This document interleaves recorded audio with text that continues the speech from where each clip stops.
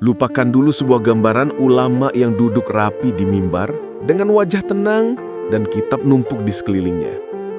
Sebelum jadi imam besar mazhab Syafi'i, Muhammad bin Idris Asy-Syafi'i itu cuma seorang anak yatim di kota kecil yang jauh dari kemewahan, Gaza, Palestina, tahun 150 Hijriah. Di balik nama besar yang sering kita dengar di pengajian, ada masa kecil yang penuh kemiskinan, air mata seorang ibu, dan perjalanan panjang menembus gurun demi satu hal, ilmu. Imam Syafi'i lahir dari keluarga Quraisy Bani Hashim, keturunan mulia, tapi hidupnya jauh dari kata mewah. Bahkan sebelum beliau sempat mengenal dunia, ayahnya sudah wafat. Tinggallah seorang ibu muda, sendirian, menggendong bayi yang belum tahu apa-apa tentang beratnya hidup. Ibunya ini bukan wanita biasa. Seorang ibu solehah, keturunan Yaman, yang membesarkan Syafi'i kecil di tengah kondisi yang bikin kita mungkin sudah menyerah duluan. Seringkali, mereka nggak punya cukup makanan, tapi ada satu hal yang nggak pernah hilang dari rumah kecil itu. Doa, dan harapan bahwa anak ini akan jadi ahli ilmu. Sampai satu hari, ketika Syafi'i masih kecil, ibunya mengambil keputusan yang mengubah segalanya. Kurang lebih begini tegadnya. Aku akan membawa anak ini ke Mekah, ke rumah Allah, ke kota ilmu dan para ulama. Bukan dengan bekal banyak harta, bukan dengan rombongan besar. Mereka meninggalkan Gaza menuju Mekah Al-Mukarramah, bukan sebagai wisatawan kaya, tapi sebagai dua orang hamba Allah yang miskin, yang menggantungkan hidup hanya padanya. Siapa sangka, langkah kecil kaki seorang ibu dan anaknya di atas pasir gurun itu, jadi awal lahirnya salah satu imam terbesar dalam sejarah Islam. Sampai di Mekah, masalah belum selesai. Kemiskinan bukan tiba-tiba hilang. Imam Syafi'i muda pernah cerita, dia nggak mampu membeli alat tulis. Bayangin, bukan nulis di buku tebal, tapi di pecahan tulang dan kulit bekas. Tapi justru di tengah keterbatasan itu, cahaya kecerdasannya mulai kelihatan. Sekitar usia 7 tahun, Syafi'i sudah menghafal Al-Quran. 7 tahun. Di usia ketika banyak anak sekarang baru hafal beberapa surat pendek, dia sudah memeluk seluruh Al-Quran di dalam dadanya. Setelah itu, beliau duduk di majelis para ulama di Masjidil Haram, menyimak hadis dan fatwa dengan perhatian luar biasa. Seakan-akan setiap kalimat yang keluar dari lisan guru-gurunya langsung tertanam permanen di dalam ingatannya. Sampai satu waktu, para guru memberi isyarat penting. Kalau kau ingin benar-benar memahami Al-Quran dan hadis, kuasai dulu bahasa Arab dari sumber yang paling murni. Syafi'i tidak tinggal diam. Sebagai remaja, ia mengambil langkah yang cukup ekstrim. Ia pergi tinggal di tengah suku Badui Bani Huzail, suku yang terkenal sangat fasih berbahasa dan kaya syair. Bayangkan suasananya. Malam di padang pasir, langit penuh bintang, api unggun menyala, unta-unta terikat di kejauhan. Disitulah Syafi'i muda duduk, menghafal syair, mempelajari peribahasa, mendengar kisah-kisah mereka yang penuh hikmah dan gaya bahasa tinggi.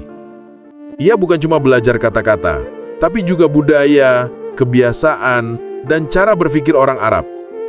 Ini semua nanti jadi modal besar untuk memahami Al-Quran dan hadis dengan kedalaman yang membuatnya berbeda dari banyak ulama lain.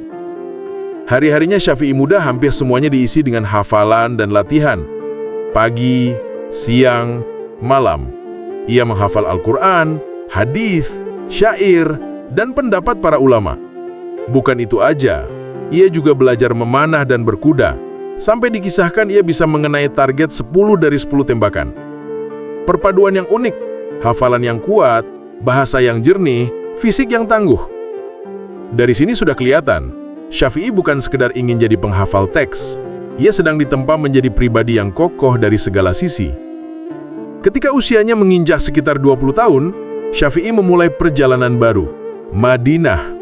Tujuannya jelas, belajar pada Imam Malik bin Anas, ulama besar, penulis kitab terkenal Al-Muwatta. Ini bukan short course mewah. Ia datang sebagai penuntut ilmu yang miskin, hanya membawa rekomendasi, hafalan, dan harapan. Di hadapan Imam Malik, Syafi'i membaca Al-Muwatta dari hafalannya sendiri. Coba, bayangin, kitab tebal, bukan lihat teks, tapi dibacakan langsung dari kepala. Diceritakan Imam Malik kagum dengan kekuatan hafalan dan kecerdasan pemuda ini. Dari sinilah hubungan guru dan murid yang sangat dalam dimulai. Di sisi Imam Malik, Syafi'i tidak hanya belajar isi kitab, ia memperhatikan hal-hal yang sering kita lupakan. Bagaimana Imam Malik bersikap, bagaimana beliau menjawab pertanyaan orang awam, bagaimana beliau diam ketika dalil belum jelas. Di luar kelas, Syafi'i berjalan di pasar Madinah, melihat orang jual beli, berselisih, lalu berdamai. Dari situ muncul satu kesadaran penting. Fikih bukan cuma soal boleh atau haram, tapi bagaimana hukum itu turun ke dalam realitas hidup manusia.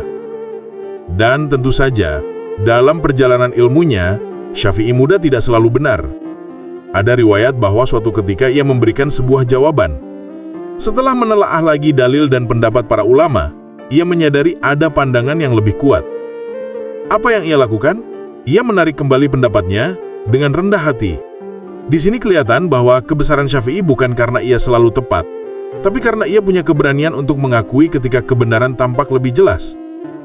Kesalahan demi kesalahan itu bukan tembok penghalang, tapi justru batu pijakan menuju kedewasaan ilmiah yang mengagumkan. Semua yang ia alami di masa muda, kemiskinan di Gaza dan Mekah, perjalanan berat menuju Mekah, tahun-tahun bersama Badui di gurun, hingga duduk di hadapan Imam Malik di Madinah, itu semua adalah pahatan-pahatan halus yang membentuk sosok Imam Syafi'i yang kita kenal hari ini. Ia tidak lahir sebagai raksasa ilmu.